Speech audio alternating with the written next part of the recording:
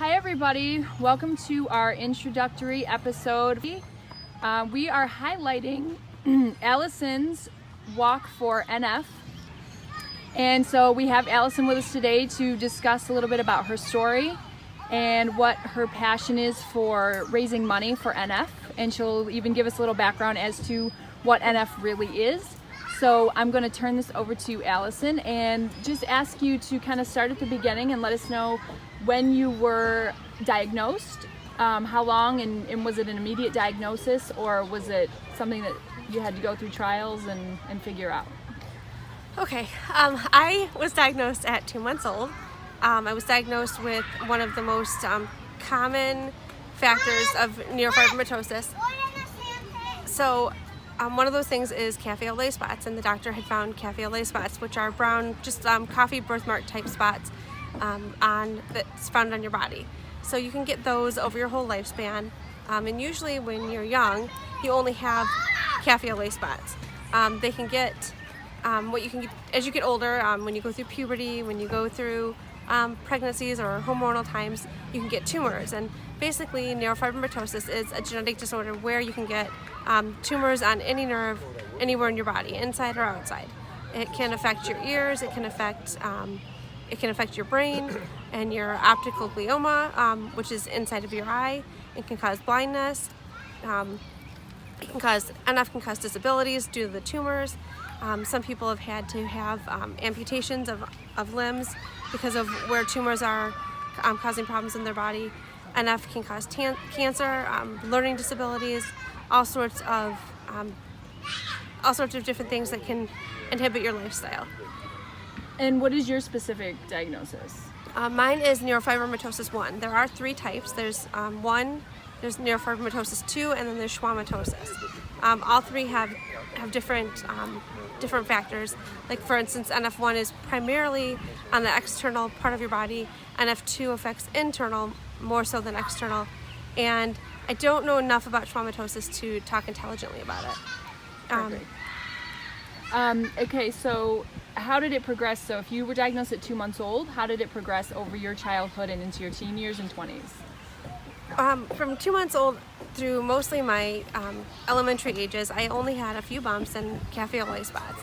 I had one in elementary school right here on my clavicle bone. I had one on my neck. And it's not so terrible having a bump on your body, but what's so terrible is that as a kid, people would run away from me at the bus stop and call me speed bumps. People would say that the bump that was on my neck was a hickey when I was in 5th and 6th grade. So I learned at a young age kind of about that, when I probably didn't even need to know about it. And just getting teased because of having those bumps. In elementary school, I was called the Elephant Man's daughter, and the Elephant Man actually, sources say and doctors say that he had a different disease that exhibited NF type symptoms but was not neurofibromatosis. So people called me that. It's also, well, I guess during puberty I got a few more bumps, although it wasn't horrible, especially now that, I progressed through different hormonal times, like a few pregnancies, and gotten tons more across my back and across my stomach. It's just, it's progressed significantly, although I would be considered to have a mild case. And as you can see, like my face, when I was in high school, I had maybe like 1 or 2 bumps on my face. And then this is what's happened since basically I graduated high school. And do you have any, is there physical pain? Is it just outward appearance? For me, mostly it is outward appearance. And I've had some physical pain. Like I have one in my left thigh that if my kid sits in my lap, I can feel it, or if I press down on it, I can feel it. But some people have tons and tons of tumors inside their body that hurt all the time. And a lot of people with NF have severe itching from the bumps externally. So for instance, like the ones on my back, they itch once in a while. And that can be really frustrating because nothing cures the itching. Nothing at all. Because it's related to the nerves. Right. So, okay. I guess going from there, what kind of treatment options are there for the different levels of NF? Essentially, there aren't really treatment options. Okay. There is removal of the tumors, which can grow back if the doctors don't get all of the tumor out from around the nerve. So taking one off is never a guarantee. There are some different research programs that are believed to stop tumor growth or slow tumor growth. For instance, there's a research program that our walk donated money to out of Grand Rapids that was experimenting with 2 different drugs. One, I can't tell you the name of them right now, but 2 different drugs that essentially shrunk tumors. So out of 10 different trials followed over 10 years, for instance, one girl had a tumor that spread across from hip to hip and from back to front. And this tumor, over a period of, I don't know, a few years during the trial, shrunk the tumor almost to like the size of your fist. So she was actually able to use the bathroom without pain and actually have a more normal lifestyle because of this research. And none of this is patented, but a lot of this research and this money from this walk that we do are really, really important because it can help people in the future. So what is your personal mission for helping find money for the research, for these trials? My personal mission is more so, I definitely want to raise money for the research, but my personal mission is awareness and letting people know what it is, so when they see it in church or in the grocery store or walking in the park, people are not afraid of you. They just know, oh, that's neurofibromatosis. And they're not judging it, and they're not afraid of it. They don't think it's chickenpox or lupus or anything that you can catch. I dealt with a lot of that my whole life, and people. One time I went to a garage sale and made a friend, and the friend went home and told her mom what I had, and then the mom never let the girl play with me anymore. And I still harbor a little anger towards that. Most of it's gone, but I harbor anger towards these people who are so ignorant and can't step back and learn about it. And how does it affect your point of view now having your own kids? Well, the biggest thing is my older daughter was diagnosed with neurofibromatosis at 2 months old, and then I knew I had to take some kind of stand and some kind of leadership because I didn't want her to be afraid of telling people about it and be afraid of what was going to happen with her. I wanted her to see me involved directly in leadership, directly with helping people and creating a community of people for neurofibromatosis. So she understood it and didn't have fears surrounding that. I want her to be surrounded by people who have it and not be afraid of what she might have, because she might not have it just like me. It might exhibit itself in many different ways for her. And I want her to know there's a community and there's people and there's research and there's doctors that can help her. Perfect. So moving forward, you've been participating in this walk for how long? It's the 8th year of the walk. I've been participating for 7 years. And are there any other efforts being made, other events or anything like that, to benefit the research money? There's tons. There's a few different organizations in Michigan. There's the NF team. There's Children's Tumor Foundation. There's NF Michigan, and all of them are doing events that help raise money. For instance, Children's Tumor Foundation does a walk in September in Addison Oaks, Stony Creek. Sorry, not Addison Oaks. At Stony Creek Metro Park, and that's like a 5K run. There is a golf outing that happens in July in Grand Rapids from NF Michigan. Dan Gilbert, who is very huge in Detroit. I don't know if everybody knows him, but he has a big hand in revitalizing Detroit. His son has neurofibromatosis, and he does a lot of fundraisers and a lot of galas that raise a ton of money for neurofibromatosis research. His son has had problems with brain tumors. In addition to that, there's the Cupid's Undie Run, which is held in February in Detroit and also in many places nationally. And that is, there's several different organizations involved in that, but a lot of the money raised from Cupid's Undie Run in Detroit goes to neurofibromatosis research. Perfect. So do you see yourself expanding in the future, maybe the events that you participate in? I participate in a lot. I'll participate in sometimes in the Children's Tumor Foundation walk, although I've only been out to that one year just because it falls on my dad's birthday weekend, and I choose to celebrate my dad's birthday or go to church that day instead of going to it. But it's a great walk, and they have a lot of really fun things, and they do like a little race for the kids. They do a race for the adults, so it's a real good family fun thing. I also go up to the neurofibromatosis the picnic that they hold every year. There is a camp that's free through Neurofibromatosis Michigan for families with NF, and it's free or $25 depending on like income levels and stuff. But basically, we try to make it free, or NF Michigan tries to make it free for all families, and it's up north somewhere. I forget where. Right.